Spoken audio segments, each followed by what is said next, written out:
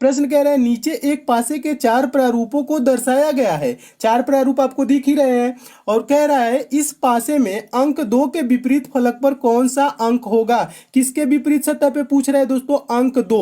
विपरीत भी कभी कहता है, सामने भी कहता है, तो आप कंफ्यूज नहीं होंगे। ठीक है, कोई भी वर्ड कहे, 2 के विपरीत पूछे, 2 के उल्टा पूछे, 2 का सीधा पूछे, ठीक है, तो इस बात में आप कंफ्यूज नहीं होंगे इस वर्ड से क्या कह रहा है, यानी कि 2 के आपको विपरीत बताना है कि क्या होगा। तो दोस्तों पहले तो हम देखेंगे पासे में 2 दिख कहाँ रहा है। तो पासे में, पहले पासे में देखेंगे दोस्तों तो 2 यहाँ पे दिख रहा है, और दूसरे में देखेंगे दोस्तों तो 2 यहाँ पे दिख रहा है, तीसरे में 2 नहीं दिख रहा है, चौथे में देखेंगे तो 2 यहाँ पे दिख रहा है। ठीक है, तब दोस्तों हम क्या करते हैं, 2 के और विपरीत जो सतह है यानी कि 2 के और जो 2 फलक है दोस्तों, उस पे क्या क्या आपको दिख रहा है। तो पहले वाले में दोस्तों क्या दिख रहा है, 3 4 दिख रहा है। क्या दिख रहा है, 3 4। तो यही हम देखेंगे दोस्तों, 3 4 किसी ऑप्शन में आपको दिख रहा है, किसी पासे में दिख रहा है, तो 3 4 दोस्तों आप कहेंगे कि आपका तीसरे पासे में दिख रहा है। कहाँ दिख रहा है दोस्तों, 3 4 किस पासे में दिख रहा है, तीसरे वाले में दिख रहा है ना 3 4। तो यही दोस्तों 3 4 क्या हो जाएंगे, पहला और तीसरा का कॉमन हो जाएंगे, और 2 के विपरीत पे क्या हो जाएगा दोस्तों, ये जो 5 आपको दिख रहा है ना तीसरा में, यही क्या हो जाएगा दोस्तों, 2 के विपरीत सतह पे हो जाएगा अंक, यानी कि इसका आंसर क्या हो जाएगा 5। एक बार और समझ लीजिए, 2 आपको दोस्तों पहले में दिख रहा है ना, और क्या दिख रहा है 3 4, दो फलक पे और क्या दिख रहा है 3 4।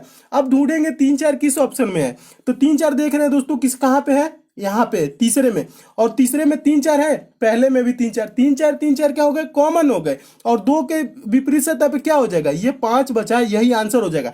5 किस ऑप्शन में, ऑप्शन नंबर सी में, आपका ऑप्शन नंबर सी सही हो जाएगा। और दोस्तों अगर आप कहेंगे कि 2 तो यहाँ पे भी सर दिख रहा है, तो यहाँ पे क्या होगा, तो 2 तो दोस्तों दिख रहा है, लेकिन इसका कॉमन क्या होगा, 1 3। 1 3 किसी ऑप्शन में दिख रहा है, नहीं दिख रहा है, तो इससे हम प्रश्न को सॉल्व नहीं कर सकते। 2 आप कहेंगे दोस्तों क्या कर सकते हैं कि चौथे वाले में भी दिख रहा है, लेकिन चौथे वाले में क्या दिख रहा है दोस्तों, 6 4 दिख रहा है 2 फलक पे, 6 4 किसी ऑप्शन में दिख रहा है, नहीं दिख रहा है, तो ऐसे आंसर नहीं होगा। यहाँ पे पहले वाले में 2 दिख रहा है और 3 4 दिख रहा है, 3 4 इस ऑप्शन में आपको दिख रहा है, यानी कि तीसरे में 3 4 कॉमन हो गए, 2 का विपरीत क्या हो गया 5। 5 किस ऑप्शन में है, ऑप्शन नंबर सी में, आपको ऑप्शन नंबर सी सही हो जाएगा। बस आपको देखना है और आंसर दे देना है। ठीक है, मैं उम्मीद करता हूं दोस्तों आप इस प्रश्न को एकदम अच्छे से समझ गए होंगे। इस टाइप के प्रश्न आएंगे तो आप सेकंडों में सॉल्व कर लेंगे। नेक्स्ट क्वेश्चन देखिए दोस्तों, दूसरा प्रश्न है।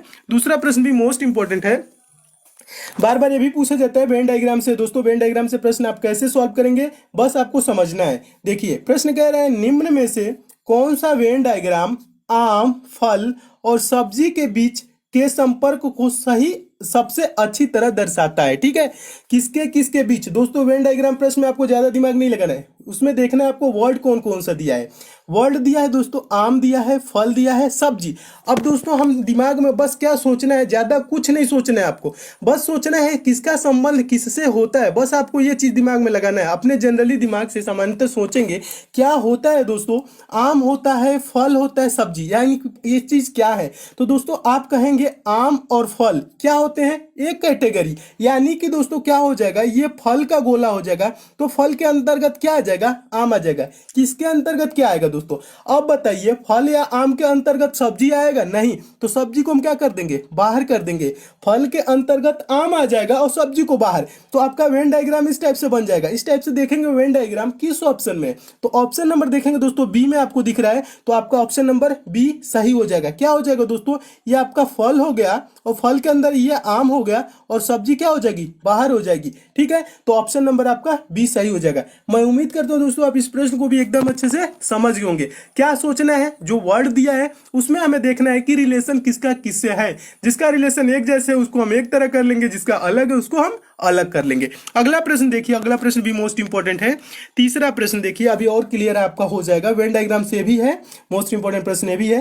प्रश्न कह रहा है निम्नलिखित में से कौन वेन डायग्राम गाजर, भोजन, सब्जी वर्गों के बीच सही सही संबंध दर्शाता है। तो इसमें दोस्तों कौन कौन से वर्ड आपको दिए गए हैं, गाजर दिया है, भोजन दिया है, सब्जी दिया है। तो दोस्तों आप थोड़ा सा अगर जो दिमाग लगाएंगे तो आपको आंसर दिख जाएगा। क्या दिख जाएगा, भोजन के अंतर्गत दोस्तों क्या आता है, भोजन के अंतर्गत सब्जी आता है, यानी इसके अंदर हो जाएगा। और सब्जी के अंदर ही क्या आता है दोस्तों, गाजर आता है। क्या आता है, सब्जी के अंदर गाजर आता है। ये नहीं कि बोलेंगे गाजर फल है, ठीक है, गाजर सब्जी के अंतर्गत आता है। तो इसका वेन डायग्राम कैसे बन जाएगा, इस टाइप से बन जाएगा। और इस टाइप से वेन डायग्राम किस ऑप्शन में आपको दिख रहा है दोस्तों, ऑप्शन नंबर ए में दिख रहा है। आपका ऑप्शन नंबर ए सही हो जाएगा। एक बार और समझा देता हूं, आपको सोचना क्या है, सोचना ज्यादा कुछ नहीं है, आपको बस ये देखना है गाजर दिया है, भोजन दिया है, सब्जी दिया है, तो इसमें कौन सा संबंध बन सकता है। तो आप बोलेंगे दोस्तों भोजन के अंदर क्या आता है, ठीक है, भोजन के अंदर ही तो सब्जी आता है, सब्जी हम करते हैं, खाते हैं, ठीक है, और गाजर भी खाते हैं, तो गाजर किसके अंदर आता है दोस्तों, सब्जी के अंतर्गत आता है। तो इस टाइप से वेन डायग्राम बन जाएगा। आपका ये वाला भोजन हो गया, दूसरा वाला क्या हो गया, ये आप सब्जी हो गया, तीसरा वाला क्या हो गया, गाजर हो गया, ठीक है। तो ऑप्शन नंबर ए आपका सही हो गया। मैं उम्मीद करता हूं दोस्तों आप इस प्रश्न को भी एकदम अच्छे से समझ गए होंगे। नेक्स्ट क्वेश्चन देखिए दोस्तों, चौथा प्रश्न।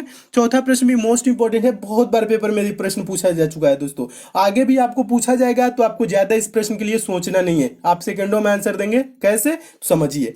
प्रश्न कह रहा है एक 18 सेंटीमीटर के ठोस घन से यदि 3 सेंटीमीटर के छोटे छोटे घन बनाए जाएं तो कुल कितने घन बनेंगे। तो दोस्तों आपको बता दूं, अगर जो कोई घन है जिसका भुजा ए है तो उसका आयतन क्या होता है दोस्तों, घन का आयतन होता है ए क्यू, यानी कि भुजा का क्यूब होता है, भुजा का घन होता है, ठीक है। तो कोई दोस्तों क्या है उसका, यानी कि 18 सेंटीमीटर का उसका क्या है, एक 18 सेंटीमीटर का ठोस घन है, ठीक है। तो हम क्या करेंगे दोस्तों, उसका भुजा कितना है, 18 सेंटीमीटर का है ना, तो उसका क्यूब कर लेंगे और क्या करें, 3 सेंटीमीटर के छोटे घन बनाया जाए। तो 18 सेंटीमीटर के घन का आयतन दोस्तों क्या होगा, हम उसका आयतन देखेंगे। आयतन क्या होता है दोस्तों, ए भुजा वाले घन का आयतन पहले समझ लीजिए, ए क्यू होता है। आयतन क्या होता है, ए क्यू होता है ना। तो 18 सेंटीमीटर वाले भुजा का घन का आयतन क्या होगा दोस्तों, 18 का क्यूब होगा। 18 का क्यूब का मतलब क्या होता है दोस्तों, 18 गुणे 18 गुणे 18। ज्यादा दिमाग नहीं लगाना है, बस देख इतना समझिए, ठीक है। और क्या कह रहा है, चूंकि 3 सेंटीमीटर के छोटे छोटे घन बनाए गए हैं, तो क्या करना है दोस्तों, छोटे छोटे घन बनाए गए 3 सेंटीमीटर के, तो 3 सेंटीमीटर वाला घन का आयतन क्या हो जाएगा, ए क्यू, यानी कि 3 का क्यू। 3 का क्यू का मतलब 3 गुणे 3 गुणे 3, बस बटा इतना करना है, आपका आंसर आ जाएगा कि कितने घन बनेंगे।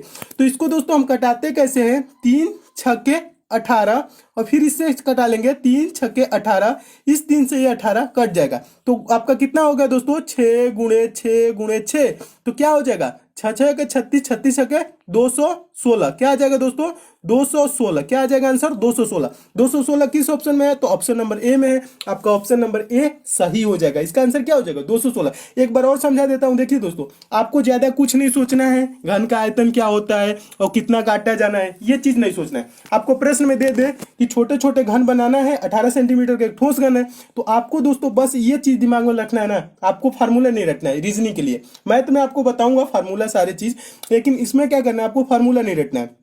आपको बस करना है, 18 है ना, तो हम क्या करेंगे, 18 को 3 बार गुणा कर देंगे, 18 गुणे 18 गुणे 18, और बटा क्या कर देंगे, 3 छोटे छोटे जिससे घन बना देते हैं उसको हम बटा में 3 बार कर लेंगे, 3 गुणे 3 गुणे 3। अब इसको कटा लेंगे, आपका क्या आ जाएगा, कुल घन कितने बनेंगे उसकी संख्या आ जाएगी। तो इसको कटाएंगे तो 3 छक्के 18, फिर 3 से 18 कटाएंगे तो 3 छक्के 18, और 3 से इसको कटाएंगे तो 3 छक्के 18। तो ये 6 गुणे 6 गुणे 6 कितने बार हो गया, 3 बार। तो इसको गुणा कर देंगे, 6 6 के 36, 36 छक्के 216, तो 216 टोटल घन बनाएंगे जाएंगे 3 सेंटीमीटर के। तो ऑप्शन नंबर ए इसका क्या हो जाएगा, सही हो जाएगा। इतना बस आप दोस्तों ध्यान